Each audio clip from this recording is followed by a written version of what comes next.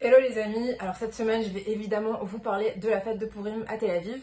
Donc généralement ce qui se passe en Israël quand on a une fête avec de la bouffe sympa, c'est qu'on va activer la tradition culinaire bien avant le début de la fête. C'est pour ça qu'un mois avant Hanouka vous pouvez trouver des beignets, pareil avec les Oznei Haman qui sont le gâteau de Pourim. Par contre personne ne va essayer de vous refourguer des gâteaux Kasher les Pessah un mois avant la fête. Et c'est un peu pareil avec les déguisements, dans le sens où on va voir des gens se balader déguisés dans la rue une semaine avant la fête. Il y en a même qui vont se faire un petit after en prolongeant l'effet qui se coule après Pourim.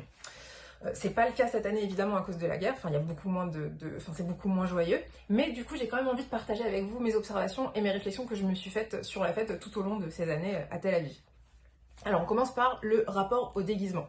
Bon alors moi je suis personnellement une grosse feignasse du déguisement, mais il y a des gens qui vont commencer à réfléchir à l'idée du déguisement deux mois avant la fête. Attention, est-ce que je fais ça en solo? Est-ce que je fais ça en duo? Est-ce que je fais ça en groupe? Est-ce que je peux mettre mon chien dans le déguisement? Enfin c'est vraiment un projet de vie. Moi j'aime bien les déguisements faciles, style se foutre une perruque rose flashy, donc il y en a qui diront que ça n'est pas un déguisement. J'aime bien aussi l'idée de sortir dans la rue avec un balai et en fonction de la gueule que tu auras, avoir l'air d'une sorcière ou d'une femme de ménage. D'ailleurs, en parlant de look de femme de ménage, je soupçonne très fortement les hipsters tel-aviviens de s'habiller pendant toute l'année en grand-père et en grand-mère pour, le jour de Pourim, donner l'impression qu'ils se sont déguisés alors qu'en fait, ils sont aussi paresseux que moi.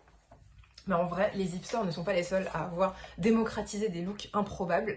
Je pense qu'il y a quelques années, aucune nana normalement constituée aurait pensé que c'est très legit de se balader avec des ongles de 20 cm de longueur. D'ailleurs, à ce stade, c'est plus des ongles, mais des griffes. Et à chaque fois que j'observe ces meufs, je me demande comment est-ce qu'elles font avec les petits gestes du quotidien. Quand elles sont mamans, comment est-ce qu'elles font pour caresser leur gosse sans lui faire une balafre. Et d'ailleurs, comment est-ce qu'elles font pour se caresser elles-mêmes sans se blesser. En tout cas, si elles décident de partir sur un combo ongles, balais, elles ont le déguisement de sorcière en 2 secondes fait. Mais il y a des gens pour qui Pourim est vraiment l'occasion de laisser parler leur créativité et de laisser s'exprimer, voire hurler leur enfant intérieur. Alors, beaucoup de gens déguisés en super-héros, Batman, Superman, Wonder Woman, Catwoman. Pourquoi? Parce que ces tenues sont très serrées et du coup elles laissent entrevoir la plastique irréprochable sur laquelle ces gens ont taffé pendant des semaines, voire des mois ou des années à la salle de sport à Tel Aviv. Du côté des mecs, il y en a beaucoup pour qui Pourim est l'occasion de laisser leur fantasme, leur côté féminin s'exprimer. Du coup, on va avoir des gars méga baraques style Lior Raz qui vont nous foutre des collants, un tutu et une énorme perruque blonde. Du côté des meufs, il y en a beaucoup pour qui Pourim, c'est l'excuse parfaite pour se balader à moitié à poil dans la rue, parce que tu comprends, c'est juste un déguisement.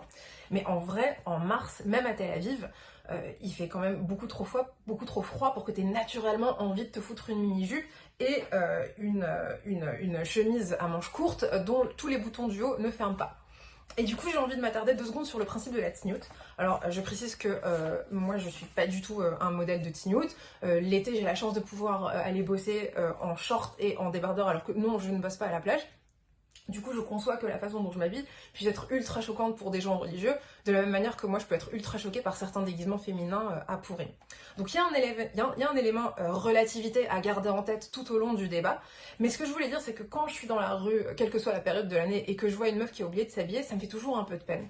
Pourquoi? Parce que je trouve que c'est très féminin d'exposer nos attributs physiques pour demander maladroitement de l'amour ou une validation sociale. Et en vrai, on se rend compte très vite que ça ne marche pas, on le regrette, et on se rend compte que c'est aussi efficace que les tentatives de résolution du conflit israélo-arabe.